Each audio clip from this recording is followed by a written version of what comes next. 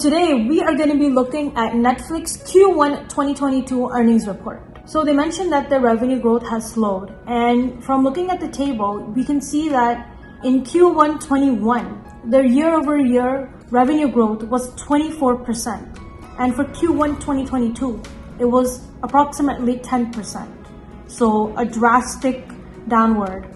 And also if we're looking at global streaming paid memberships, in Q1 of 21, there was 207 million memberships, whereas for Q1 2022, there is 221 million memberships.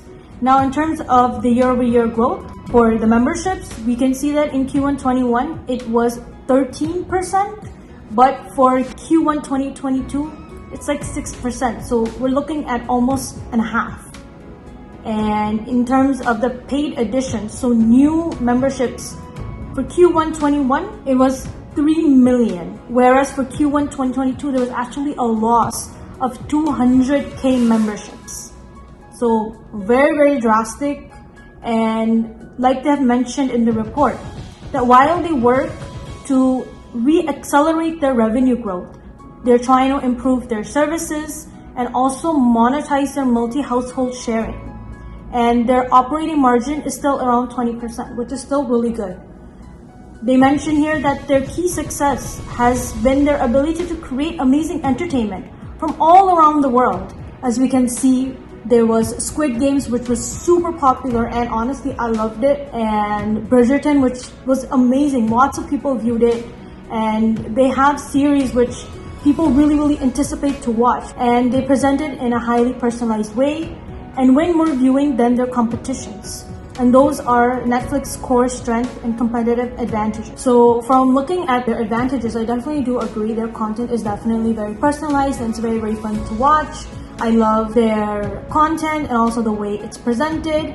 But I do have to agree that there's so many other platforms that are popping up that it's kind of hard to keep up.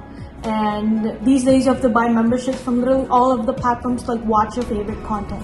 In the report, when they're talking about what factors affected their Q1 21 revenue, like why it didn't grow as much, they mentioned that there are 4 key things. And the first thing that they're saying is that to increase the growth in broadband homes, it's depending on factors which they can control, like upgrading to a new TV, upgrading to new equipment so that they can watch Netflix. The second point they're mentioning is that there are around 222 million paying households, and they're estimating that there's almost another 100 million additional households that are watching Netflix. But account sharing, along with the first point, where it's really, really hard to upgrade your equipment, Netflix is not going to be used by those users. That has really, really affected their growth. The third one is competition. Like I mentioned before, there are so many new platforms with so much amazing content being created that Netflix just doesn't have that competitive advantage anymore. Whether that's Amazon, Hulu, or Disney, YouTube. And the last one is just the macro factors, which is not in Netflix's control, like the current situation that we have in the world, or geopolitical events like Russia's invasion of Ukraine and inflation. All have impacted Netflix's growth. Let's talk about what's Netflix's plan. How is it gonna re-accelerate its growth? So the first thing that they're planning on doing is actually to increase the quality of their programming and recommendations, because they believe that's what their members value the most. The second factor is to monetize sharing.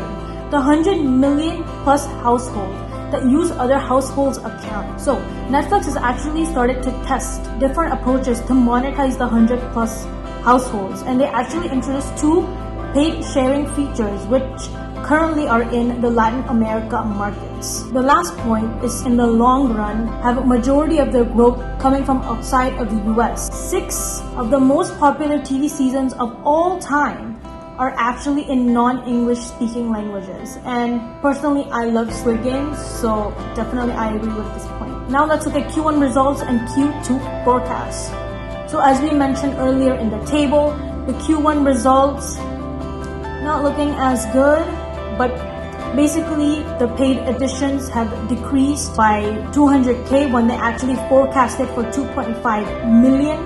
Moreover, Russia's invasion of Ukraine has also had an impact, since Russian memberships have decreased by 700K. For Q2, Netflix project revenue to grow approximately 10% over a year. So for Q2 2022, global net paid additions are forecasted to decrease by 2 million. This is not financial advice. Although Netflix is an amazing company for the long run, I am waiting for a better buying opportunity. So personally for me, I love Netflix. I love their content, their UI, their personalized viewing. And I do believe that in the long run, Netflix will do absolutely amazing. Thank you so much for watching. Please let me know if you got any value out of this or any other suggestions. Thank you. Bye.